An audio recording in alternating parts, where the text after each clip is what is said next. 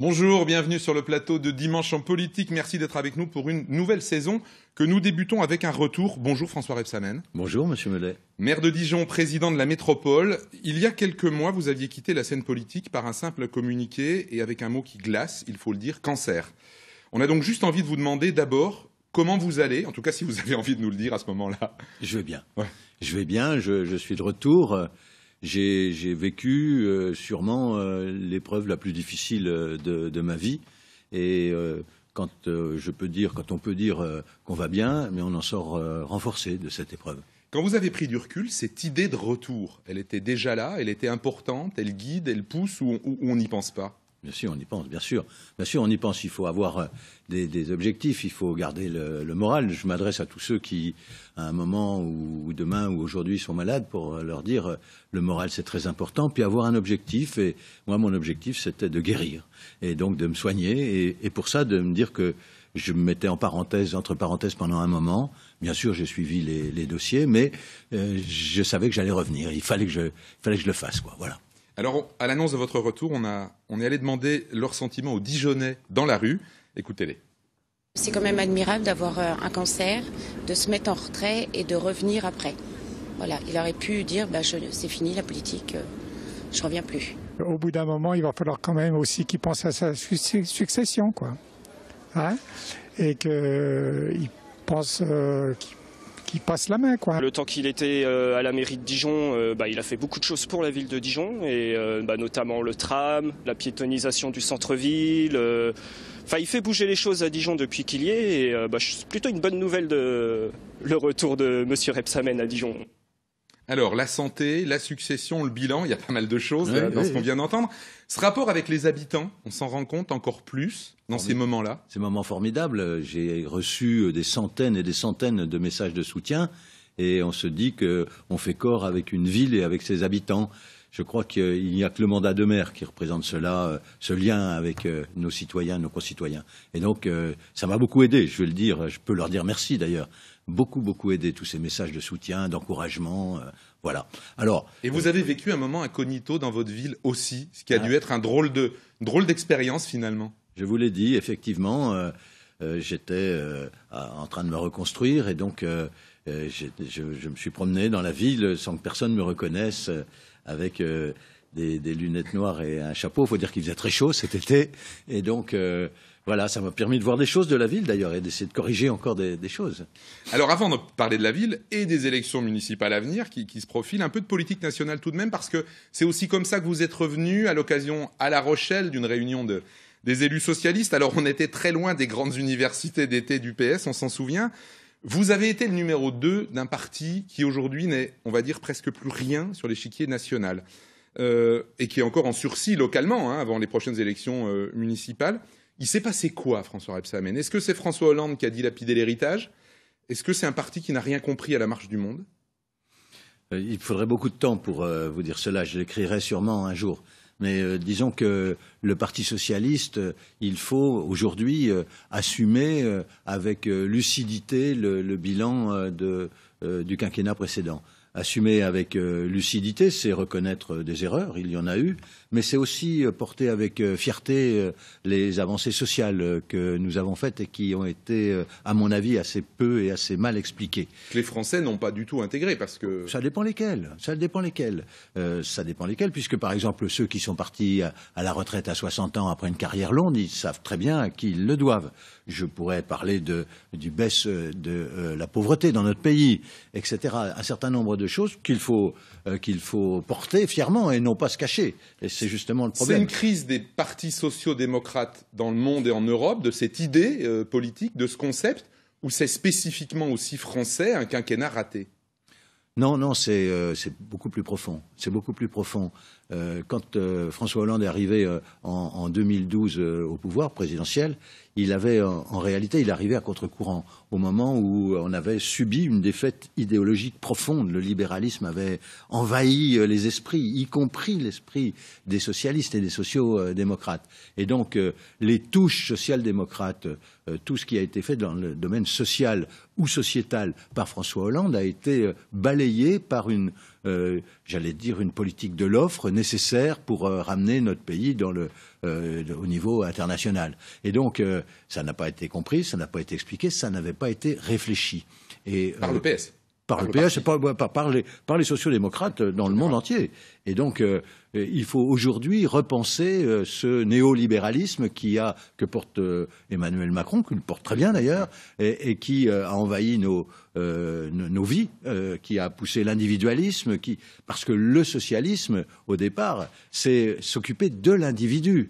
Et donc, il faut remettre l'individu au centre de notre réflexion. On venait de voir la photo de François Hollande juste avant. François Hollande, est-ce qu'il n'est pas un obstacle à cette réflexion et à cette rénovation? On le voit qui court les librairies, qui laisse entendre que peut-être il pourrait revenir, il pose en photo dans des magazines. Après tout ce que vous venez de dire, est-ce que c'est pas un vrai problème? Ah non, au contraire, moi je pense que sa parole est utile. Elle est même très utile parce qu'il peut expliquer aujourd'hui, il l'a fait à travers un livre d'ailleurs, que je conseille de lire, qui est un très bon livre, Les leçons du pouvoir. Et donc il comprend, il essaie d'expliquer ses échecs, mais aussi il dit toute sa part de réussite.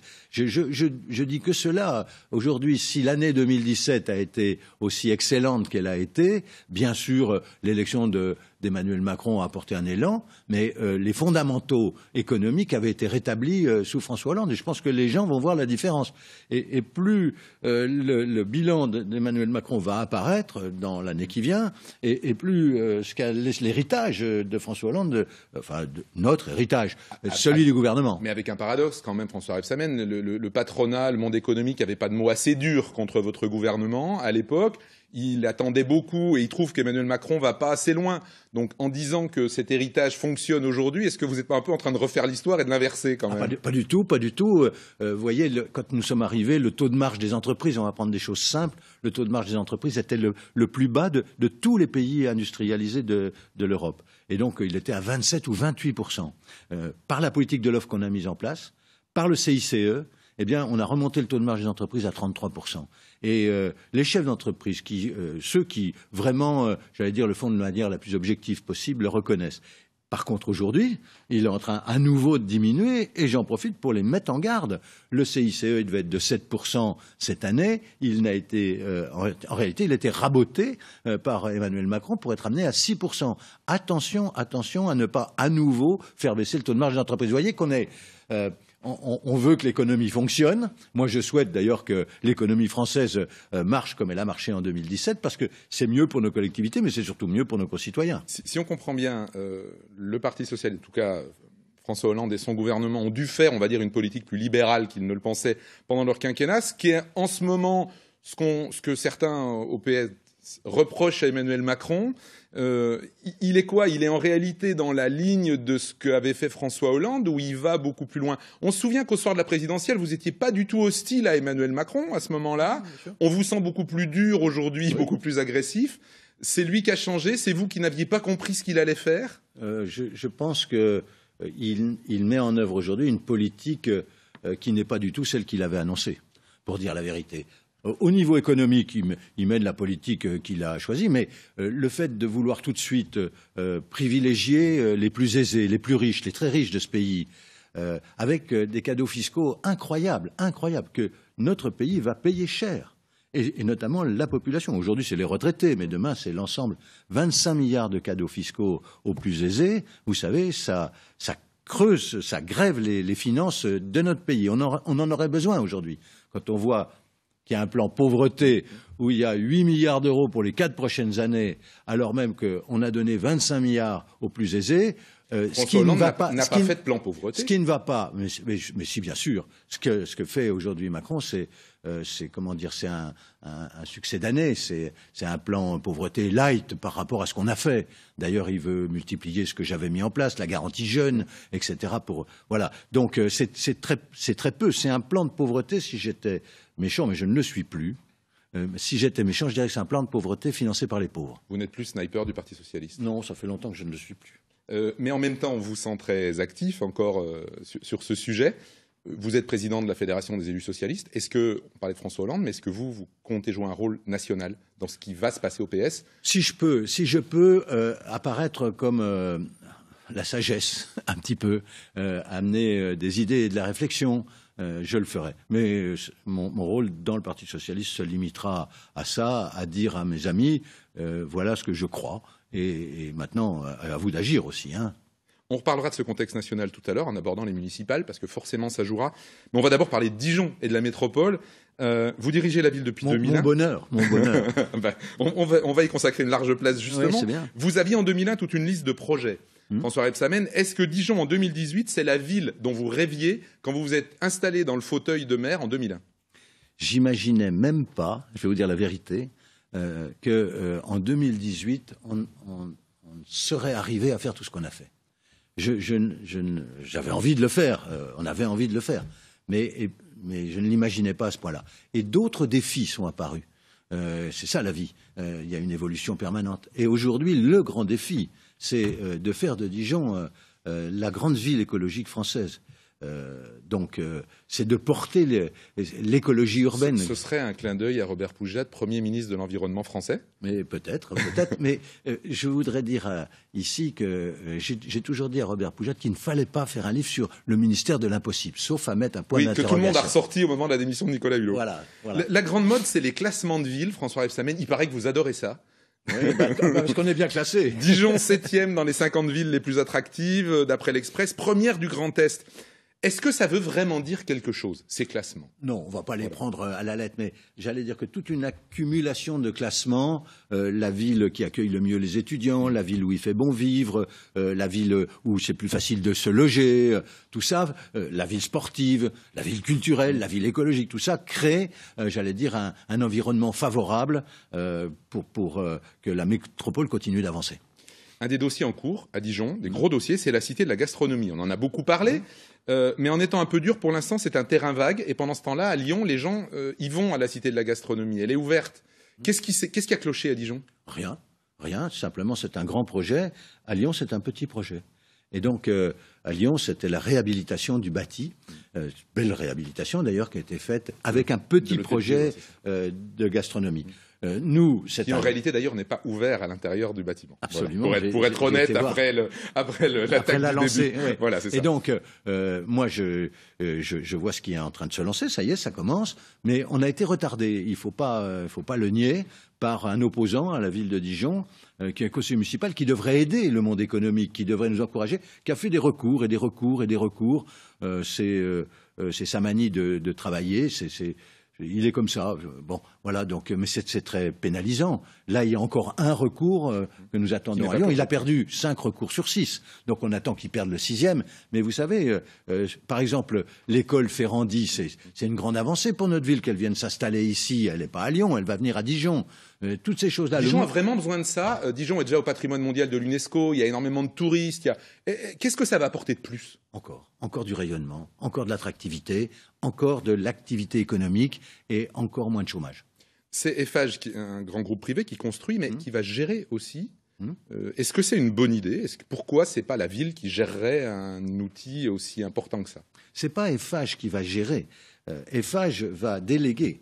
Et donc, c'est par exemple Fimalac qui va gérer le projet culturel. Ce sont des spécialistes des projets culturels. Ça veut dire qu'il faut des spécialistes pour un outil comme celui-là aujourd'hui ? Oui, Eiffage ne va pas gérer l'hôtel 5 étoiles qui va s'installer, c'est Hilton. Donc, en même temps, vous entendez les critiques de ceux qui disent c'est eux qui ont construit, ils vont déléguer à d'autres sociétés, ils vont garder la main là-dessus, la ville perd le lien. Mais c'est eux qui mettent l'argent, je m'excuse de dire ça. La ville met un tout petit peu pour la voirie et le parking, mais pour le reste, c'est Eiffage qui paye. Et donc, ça ne coûte rien aux Dijonnais. Donc, à partir du moment où ça ne coûte rien aux Dijonnais, que ça va être un grand projet, que ça va, j'allais dire, élargir le centre-ville, ça va permettre encore à la ville de s'étendre un peu dans son périmètre, parce que je suis contre l'extension urbaine, donc c'est une très bonne nouvelle. Alors c'est long, ça enjambera peut-être même l'élection municipale, mais ça ne me dérange pas. Autre sujet, alors qui est agité par l'opposition, mais qui est présent dans les conversations aussi, la sécurité, les incivilités qui seraient en augmentation à Dijon. Est-ce que c'est la conséquence d'une ville dont on sait qu'elle est plus ouverte, plus piétonne, plus étudiante qu'elle n'était ? Est-ce que c'est une conséquence ? Est-ce que c'est la conséquence du fait que la police a moins de moyens ? Vous l'envisagez comment ? Et est-ce que vous entendez ces critiques-là ? Bien sûr. C'est tout ça. Dijon est une ville attractive pour tout le monde. c'est une ville attractive pour tout le monde. Donc il y a 35 000 étudiants. Donc ils font du bruit, ils sortent, ils boivent. Je vais dire les choses clairement. Je lutte contre ça pour leur apprendre, pour leur dire d'ailleurs qu'il faut qu'ils fassent attention. Ils peuvent être agressés quand ils sont ivres. Donc voilà. Mais en même temps, c'est une ville à vivre. Et toutes les grandes villes françaises sont confrontées à ce problème-là. Plus une baisse des effectifs de la police nationale. La nuit, très peu. Très peu. C'est pour ça qu'on fait travailler la police municipale jusqu'à 1h du matin. Maintenant, c'est Mme Kunders que je voudrais féliciter pour le remplacement qu'elle a fait pendant que vous devancez les questions que j'avais. Oui, mais celle-là, il fallait que je le dise parce que c'est elle qui s'occupe de ces problèmes-là. Maintenant, je lui ai délégué ce sujet. Elle le fait très bien. Elle a fait des réunions publiques là-dessus. Le procureur de la République, la justice est avec nous. Le préfet est très mobilisé. Donc, on va y arriver, mais c'est pas facile. Et partout, c'est partout.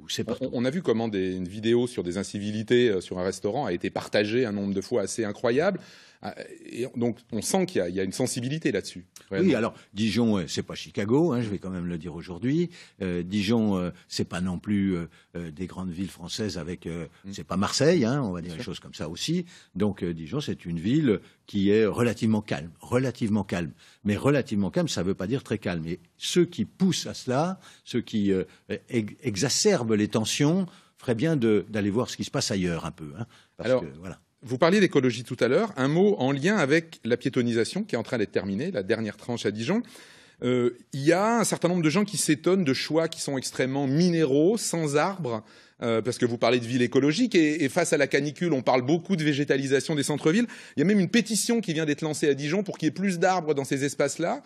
Vous l'entendez, vous dites c'est un deuxième temps après l'écologisation de la ville, ou ça va rester comme ça ? Ça ne doit pas être neutre quand même, ce genre de démarche, parce qu'on a planté avec le tram près de 5000 arbres. Avant, là où il y a aujourd'hui un espace piéton, il y avait une rue, mais il n'y avait pas d'arbres non plus. Le cœur de ville est et restera minéral. On a mis des fontaines quand on pouvait mettre des fontaines, c'est le cas à Place de la Libération, mais je ne vais pas mettre des bacs à sable Place de la Libération. Par contre, vous verrez, nous envisageons dans les aménagements du musée des Beaux-Arts de mettre quelques arbres. Il y a sur le petit square des Ducs, magnifique square des Ducs, il y a des arbres centenaires, plusieurs fois centenaires. Il y en a un qui est tombé d'ailleurs il y a 2 ans. Et donc, il y a des espaces comme ça où il faut en avoir. Il y a beaucoup d'espaces verts dans Dijon, beaucoup d'espaces verts. Il y a des squares, etc. Mais c'est un sujet qui prend effectivement parce que... Avec encore plus de prégnance après une année de canicule que celle-là. Bien sûr. Et alors qu'on ne vienne pas me dire qu'il y a des feuilles par terre dans 1 mois et demi. Je ne vous avais pas posé la question. Non, mais ça va venir, bien sûr. C'est vrai que les arbres perdent leurs feuilles. Il reçoit beaucoup de lettres, le maire, là-dessus. Oui. Sur les rues, la propreté. Oui, disons une vingtaine par jour, quand même. Ah, quand même. On évoquait la métropole tout à l'heure, et en même temps, en étant brutal, en fait, à Dijon, les Dijonnais ne savent vraiment pas à quoi ça sert, la métropole, en fait. Ça sert à quoi ? Il va falloir qu'on leur explique encore. J'essaie de faire ce travail de pédagogie, mais ils le savent. Ils savent que c'est la métropole qui a fait le Zénith. Ils savent que c'est la métropole qui a financé la piscine olympique. Ils savent que les grands projets aujourd'hui sont financés par la métropole parce qu'ils ne profitent pas qu'à Dijon, mais ils profitent aux 260 000 habitants de la métropole. Puisqu'on parle de métropole, juste un dernier mot, en souriant un petit peu par rapport à nos voisins de Besançon. On sait qu'il y a souvent quelque chose d'assez tendu à Besançon, beaucoup moins à Dijon, dans la rivalité entre les deux villes. Vous en tenez compte, au-delà des formules à l'emporte-pièce ou des polémiques qu'il y a pu y avoir, mais est-ce que dans l'aménagement, on va dire, du territoire, à l'intérieur d'une grande région, vous en tenez compte et que le lien existe en réalité, alors qu'on n'est pas en réalité dans la rivalité, mais dans une complémentarité ? Bien sûr qu'on est dans la complémentarité. Moi, je me moque un peu de ceux qui veulent absolument exacerber ces tensions. Chacun est à sa place. Besançon a un rôle à jouer dans l'aménagement du territoire Bourgogne-Franche-Comté, bien évidemment. Et donc, moi, je dis aux Bisontins, je trouve que Besançon est une belle ville. Donc, il faut qu'elle développe, que les élus développent cette ville. Voilà, mais en creux, ça veut dire qu'ils l'ont pas fait assez. Non, voilà, c'est pas ça qu'on doit comprendre. C'est juste la formule, est juste d'accord. Voilà, vous avez bien fait de Il n'y avait aucun propos malfaisant, aucune intention malfaisante dans ce que je disais. C'est aux élus bisontins et aux bisontins eux-mêmes de développer leur ville. Voilà, il faut des hôtels dans une ville si on veut attirer. Il faut avoir cette volonté chevillée au corps. Moi, je ne doute pas que certains l'ont là-bas. Puisque vous parlez de propos malfaisants, on va parler des prochaines élections municipales avec un peu d'humour en disant qu'il y en aura sûrement en 2020. En 2001, vous aviez parlé de 3 mandats maximum, en se disant 3 mandats c'est bien. Lors des dernières élections municipales, sur notre plateau d'ailleurs, vous aviez évoqué que ça pouvait être votre dernier mandat de maire de Dijon.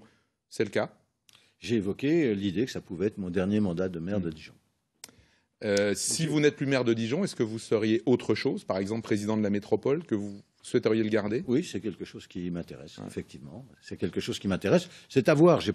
Vous voyez Alain Juppé qui veut faire un 4e mandat, Martine Aubry qui veut faire un 4e mandat. Donc il y a beaucoup de maires qui se disent voilà, moi j'attends encore un peu. Je vois que mes opposants locaux, bien sûr, sont dans les élections. Moi, je suis dans l'action. Donc, c'est la différence. Moi, je travaille. Eux, ils voient comment ils peuvent se positionner. Donc, on n'est pas du tout sur le même terrain. On a le temps. Ce serait une façon de garder le pouvoir. Est-ce qu'il n'y a pas une forme d'hypocrisie en disant je me retire de la mairie, mais je garde la métropole parce qu'on sait maintenant que le pouvoir est à la métropole? Non, le pouvoir, la proximité, le lien avec les habitants d'une ville, ça reste le maire. Ça reste le maire. Les grands projets, c'est la métropole, mais c'est la métropole avec la ville, ou avec les villes, que ce soit avec Chenôve, avec Catigny, etc. Par contre, le lien, le lien de proximité, c'est vraiment le maire qui l'a. Et j'ai remarqué que Nathalie Kunders est arrivée à avoir ce lien avec les habitants de notre ville. Elle m'a remplacé, elle a montré qu'elle avait les qualités pour être maire. Voilà, donc on a compris. On doit comprendre que pour vous, c'est elle qui doit mener la liste, qui doit vous succéder. Chacun comprend ce qu'il veut. Pour le moment, rien ne prépare à cela. Nous travaillons. Nous travaillons ensemble, la main dans la main, avec l'ensemble des élus, que je voudrais remercier, Pierre Pribetich à la métropole. Ils ont fait un travail formidable pendant que j'étais pas là. J'ai suivi, j'avais les dossiers quand même, il m'arrivait les dossiers. J'ai vu ce qu'ils avaient fait, c'était très bien, et c'est une belle image de la ville. Quelques jours avant votre retrait, on avait appris le résultat d'un sondage, qui est un sondage annuel commandé par la mairie. 68% d'opinion favorable pour vous, 91% satisfait de vivre à Dijon, 75% d'approbation de l'action de l'équipe municipale. Est-ce que c'est un énorme avantage pour envisager de conserver la majorité, ou est-ce qu'un contexte national peut tout à fait balayer tout ça? Le contexte national pèse. Il a pesé en 2014. Il y a eu une triangulaire. Une majorité. Et vous étiez au pouvoir. Et on était au pouvoir. Donc on se rappelle, c'était un vote sanction. Le Parti socialiste a été sanctionné. Malheureusement, les municipales, c'est souvent l'occasion d'un vote sanction pour ceux qui sont au pouvoir. Je ne vais pas dire heureusement, nous ne sommes plus au pouvoir. Mais c'est vrai que ça pèse. Mais le poids des maires, la qualité du travail fourni, le lien avec les habitants permettent de surmonter ces moments difficiles. Et donc on voit, que ce soit de droite ou de gauche, des maires qui résistent à ces vagues. C'est ce que nous avons fait à Dijon. On sait que le groupe d'élus passé chez En Marche a quitté votre majorité, emmené par le député Didier Martin. Dommage. Qui a été précédemment votre adjoint. Est-ce que vous vous préparez à, on va dire, que La République En Marche décide d'attaquer la ville? S'ils veulent attaquer la ville, ils attaqueront la ville. Moi, je dis c'est dommage parce que moi j'ai du respect pour le président de la République. Je l'appelle pas Manu. J'ai du respect pour la fonction, mais je critique sa politique. Je critique la politique qu'il a à l'égard des collectivités locales. Si vous le critiquez trop, est-ce qu'il n'y a pas le risque que symboliquement, Emmanuel Macron dise qu'il faut aller prendre Dijon et sanctionner François Rebsamen? Il le dira, puis on verra ce qui se passera. Mais moi, je ne vais pas taire ce que je pense. Je suis un homme libre, très libre maintenant, encore plus libre depuis que j'ai vaincu la maladie. Donc, je dis ce que je pense. Voilà, c'est assez simple. Je pense que la politique qu'il mène est une politique d'injustice sociale, d'injustice fiscale. Et rien ne m'empêchera de le dire. Je pense que cette politique est pas bonne pour notre pays. Voilà, s'il mène il y a des mesures qui sont bonnes. J'ai soutenu, par exemple, la division des classes par 2 dans les zones prioritaires de l'éducation. Donc, qu'il y ait 12 élèves en REP, enfin en CP, c'est une bonne mesure. Les bonnes mesures, je les soutiens. Mais ce qu'il fait aux collectivités locales, c'est pas bien. Demander des efforts aux collectivités locales et ne pas les faire lui-même sur la politique de l'État. Un exemple, pas beaucoup de chiffres. 13 milliards demandés d'efforts aux collectivités locales. Le budget de l'État augmente le déficit cette année de 17 milliards. Voilà, donc 17 milliards de dépenses supplémentaires pour l'État et 13 milliards d'économies. Vous avez oublié que le gouvernement de François Hollande a baissé les dotations générales aux collectivités aussi. De 10 milliards aussi. De 10 milliards. Là, on nous demande 13 milliards, alors que la situation n'est plus la même. 10 milliards, quand il y a zéro de croissance, eh bien, les collectivités ont fait l'effort. Elles l'avaient déjà fait sous Sarkozy. Moi, je me suis pas gêné. Hein. J'ai dit, c'était le gel sous Sarkozy, ça a été le surgel sous Hollande. Alors, on peut pas faire mieux. Mais là, c'est injuste. Et c'est ça qui me révolte un peu. Pour terminer, il nous reste 1 minute 30, 2 minutes. Après 3 mandats de maire, François Rebsamen, après cette épreuve, ces 5 mois, qu'est-ce qui donne encore envie de se lever le matin? Dijon, la ville, les habitants. J'aime cette ville, j'aime ses habitants, et c'est ce qui me fait bouger, c'est ce qui me fait encore avoir envie d'être avec eux et de porter des projets. Et un grand projet, des grands projets encore, s'il y a... J'en ai. Par exemple, allez. Bien sûr, j'en ai. Vous rêvez quelque chose? Oui, je voudrais un grand musée d'art contemporain. Après un grand musée des Beaux-Arts, on aura un grand musée d'art contemporain. Ça, ce serait porté par la métropole, si vous présidez la métropole, ou porté par la ville? Les deux. Les deux. Merci beaucoup, François Rebsamen, d'être venu, d'avoir accepté notre invitation pour revenir... Mais il faudra me réinviter, parce que c'est court, c'est long et c'est court en même temps. Merci en tous les cas. Et les élections municipales vont se profiler. Probablement, on va dire que la bataille va commencer en début d'année, sûrement. Pas pour moi. Hein. D'accord. Moi, il y a encore un an de travail en 2019, hein, et on verra en 2020. Je pense que les gens ne sont pas du tout dans les élections municipales avant janvier 2020, février 2020. Merci beaucoup. Encore une fois, c'est la fin de cette émission. Restez avec nous pour la partie nationale de Dimanche en politique. L'invité de Francis Letellier, ce sera Valérie Rabault, la présidente du groupe socialiste à l'Assemblée, qui s'appelle à nouveau socialiste. Je sais que ça vous fait plaisir. On reste dans le thème de la journée. Vous avez demandé. Et dimanche prochain, l'émission sortira du studio pour un débat sur la chasse et la protection animale. Bon dimanche, au revoir et à bientôt.